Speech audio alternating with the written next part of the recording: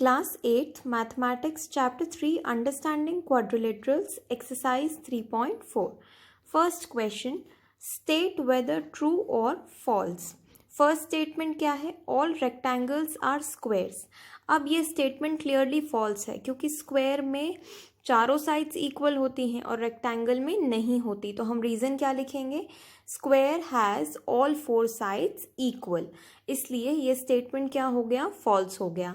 सारे rectangles squares नहीं होते हैं. Next statement, all rhombuses are parallelograms. ये स्टेटमेंट ट्रू है क्योंकि जैसे पैरेललोग्राम के ऑपोजिट एंगल्स इक्वल होते हैं, रोम्बस में भी ऑपोजिट एंगल्स इक्वल होते हैं और डायगोनल्स भी बाइसेक्ट करती हैं. रीज़न हम कैसे लिखेंगे? Because in a rhombus opposite angles are equal and diagonals bisect each other. ठीक है, अब नेक्स्ट स्टेटमेंट को देखते हैं. All squares are rhombuses and also rectangles. ये स्टेटमेंट ट्रू है क्योंकि स्क्वायर की जो प्रॉपर्टीज़ हैं वही रोम्बस की भी प्रॉपर्टीज़ होती हैं और रेक्टेंगल की भी. लेकिन रेक्टेंगल्स स्क्वायर नहीं हो सकते, स्क्वायर्स रेक्टेंगल ज़रूर हो सकते हैं. ये दोनों स्टेटमेंट में डिफरेंस है, इस चीज़ का ध्यान रखना है. हम रीज़न क्या लिखेंगे? Squares have same properties as rhombus and rectangles. Next point को देखते हैं. All squares are not parallelograms. ये स्टेटमेंट फॉल्स है. सारे स्क्वायर्स, देखो, all squares are not parallelograms. ये नॉट वर्ड की वजह से स्टेटमेंट में बहुत ज़्यादा डिफरेंस आ जाएगा. रीज़न क्या होगा? Squares have same properties as parallelograms. तो ये जो स्टेटमेंट है ये गलत है. ऑल स्क्वायर्स आर पैरेललोग्राम्स लिखा होता तो ये स्टेटमेंट ट्रू होता, लेकिन यहाँ क्या लिखा है? All squares are not parallelograms. तो ये नॉट वर्ड की वजह से ये स्टेटमेंट फॉल्स हो गया है क्योंकि जो प्रॉपर्टी स्क्वायर्स की होती है वही प्रॉपर्टीज़ पैरेललोग्राम की भी होती हैं, इसलिए. नेक्स्ट है, ऑल काइट्स आर रोम्बसेस. ये स्टेटमेंट फॉल्स है. अब इसका रीज़न देखते हैं कि ये क्यों फॉल्स है. रीज़न क्या है? All kites do not have equal sides. देखो, रोम्बस की साइड्स क्या होती हैं? इक्वल होती हैं, लेकिन हर काइट की साइड्स इक्वल नहीं होती, इसलिए वो स्टेटमेंट फॉल्स है. अब नेक्स्ट स्टेटमेंट को देखते हैं. नेक्स्ट स्टेटमेंट है ऑल रोम्बसेस आर काइट्स. अब ये दोनों स्टेटमेंट रिवर्स हैं. देखो, यहाँ क्या लिखा था? ऑल काइट्स आर रोम्बसेस और यहाँ लिखा है ऑल रोम्बसेस आर काइट्स. तो ऑल रोम्बसेस आर काइट्स ये स्टेटमेंट ट्रू है, लेकिन ऊपर जो हमने स्टेटमेंट पढ़ा था वो फॉल्स है. वर्ड्स की पोजीशन चेंज करने से मीनिंग ही बदल जाएगा. ये स्टेटमेंट्स को पढ़ते वक्त बहुत केयरफुली एनालाइज करना है और उसके बाद अपना आंसर लिखना है. इसका रीज़न देखते हैं कि ऐसा क्यों है. रीज़न क्या होगा? All rhombuses have equal sides and diagonals bisect each other. Rhombus की सारी साइड्स इक्वल होती हैं और उसकी जो डायगोनल्स होती हैं वो एक दूसरे को बाइसेक्ट करती हैं. इसका मतलब इक्वल पार्ट्स में डिवाइड करती हैं. अब नेक्स्ट स्टेटमेंट को देखते हैं. नेक्स्ट स्टेटमेंट है ऑल पैरेललोग्राम्स आर ट्रेपेजियम. अब ट्रेपेजियम की प्रॉपर्टी याद करो, one pair of parallel sides. Trapezium वो फिगर है जिसमें एक पेयर पैरेलल होता है साइड्स का. तो ये स्टेटमेंट क्या हो जाएगा? ट्रू. रीज़न कैसे लिखेंगे इसको भी देख लेते हैं. रीज़न क्या होगा? Trapeziums have a pair of parallel sides and so do parallelograms. जैसे ट्रेपेजियम में वन पेयर पैरेलल होता है, पैरेललोग्राम्स में भी साइड्स पैरेलल होते हैं. तो इस रीज़न से वो स्टेटमेंट ट्रू हो गया. नेक्स्ट स्टेटमेंट को देखते हैं. नेक्स्ट स्टेटमेंट है ऑल स्क्वायर्स आर ट्रेपेजियम्स. तो ये स्टेटमेंट भी ट्रू होगा. रीज़न क्या होगा? जैसे ट्रेपेजियम में पैरेलल साइड्स होते हैं, स्क्वायर में भी पैरेलल साइड्स होते हैं, तो उस रीज़न से ये स्टेटमेंट ट्रू हो जाएगा. अब नेक्स्ट क्वेश्चन की तरफ चलते हैं, देखते हैं नेक्स्ट क्वेश्चन क्या है. नेक्स्ट क्वेश्चन है identify all quadrilaterals that have four sides of equal length. आपसे क्वेश्चन में कहा है ऐसे क्वाड्रिलेटरल्स का नाम बताओ जिनकी चारों साइड्स क्या हों? इक्वल हों. अब ऐसे दो फिगर्स होते हैं जिनकी चारों साइड्स इक्वल होती हैं, एक तो स्क्वायर और दूसरा rhombus. All four sides equal, तो स्क्वायर और रोम्बस. सेकेंड पार्ट क्या है? Four right angles. ऐसा क्वाड्रिलेटरल बताना है जिसमें फोर राइट एंगल्स हों. तो क्लियरली वो क्या होगा? स्क्वायर और रेक्टेंगल. अगर हम स्क्वायर और रेक्टेंगल के फिगर्स को नोटिस करेंगे तो उसमें चार 90 डिग्री के एंगल बन रहे हैं, इसका मतलब राइट एंगल्स बन रहे हैं। तो ये क्वेश्चन हो गया हमारा कंप्लीट। अब नेक्स्ट क्वेश्चन को देखते हैं। नेक्स्ट क्वेश्चन क्या है, explain how square is a quadrilateral, a parallelogram, a rhombus, a rectangle. आपको रीजन के साथ बताना है कि स्क्वायर क्वाड्रिलेटरल कैसे है, पैरेललोग्राम कैसे है, रोम्बस कैसे है और रेक्टेंगल कैसे है। बेसिकली वो प्रॉपर्टी बतानी है जो इन चारों और स्क्वायर में कॉमन है। सबसे पहले क्वाड्रिलेटरल का रीज़न देखते हैं। क्वाड्रिलेटरल क्यों है, explain how square is a quadrilateral. Reason क्या होगा, सिंस इट हैज़ 4 साइड्स। ठीक है, अब देखो क्वाड्रिलेटरल में 4 साइड्स होते हैं, स्क्वायर में भी 4 साइड्स होते हैं, तो उस रीज़न से स्क्वायर एक क्वाड्रिलेटरल हो गया। नेक्स्ट क्या है, अ पैरेललोग्राम। रीज़न क्या होगा, since its opposite sides are parallel to each other. जैसे पैरेललोग्राम की अपोजिट साइड्स पैरेलल होती हैं, वैसे ही स्क्वायर में भी अपोजिट साइड्स जो हैं वो पैरेलल होती हैं, तो उस रीज़न से स्क्वायर एक पैरेललोग्राम हो गया। नेक्स्ट है रोम्बस। रोम्बस का तो बड़ा क्लियर सा रीज़न है, जैसे 4 साइड्स स्क्वायर में इक्वल होती हैं, रोम्बस की भी 4 साइड्स इक्वल होती हैं। रीज़न क्या लिखेंगे, since its 4 sides are equal. आपको स्पेसिफिकली मेंशन करना पड़ेगा रीज़न कि वो स्क्वायर जो है वो ये फिगर्स को कैसे जस्टिफाई कर रहा है।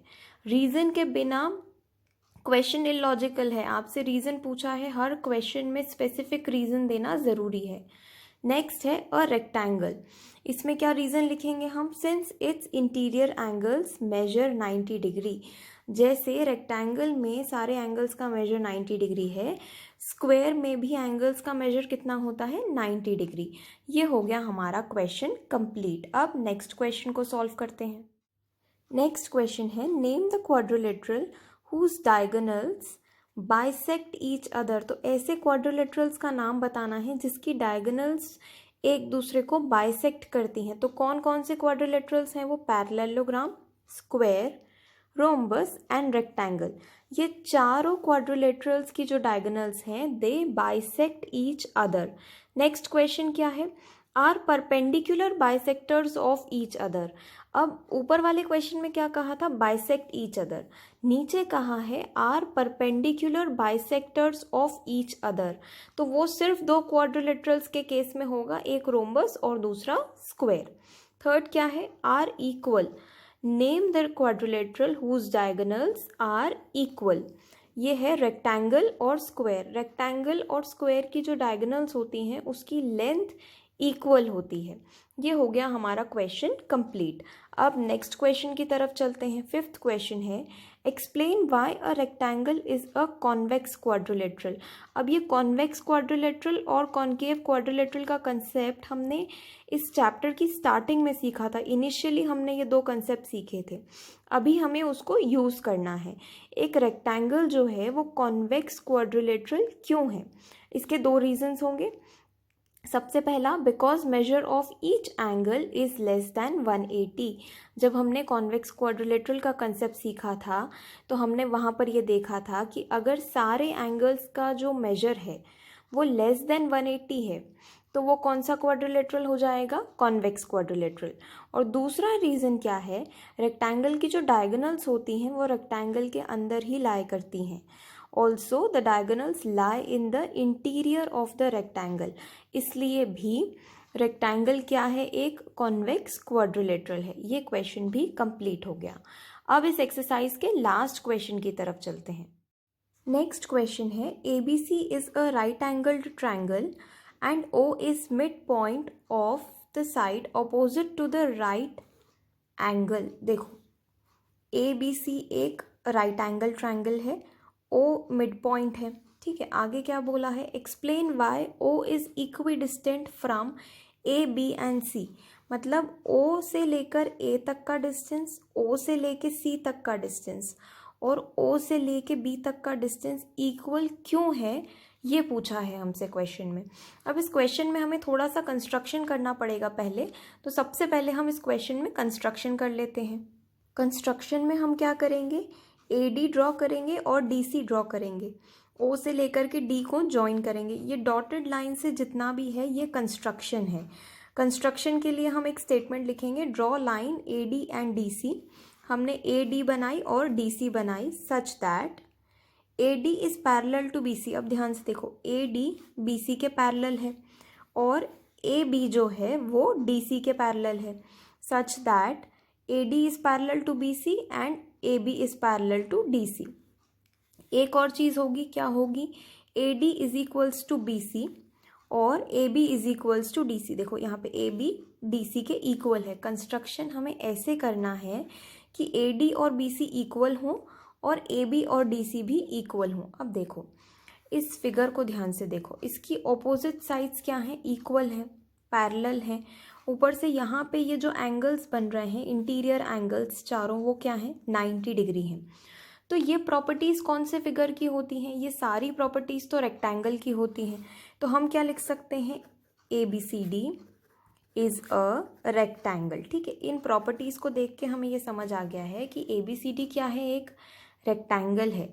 लेकिन क्वेश्चन में हमसे ये तो पूछा नहीं है। क्वेश्चन में हमसे क्या पूछा था, explain why O is equidistant from A B and C.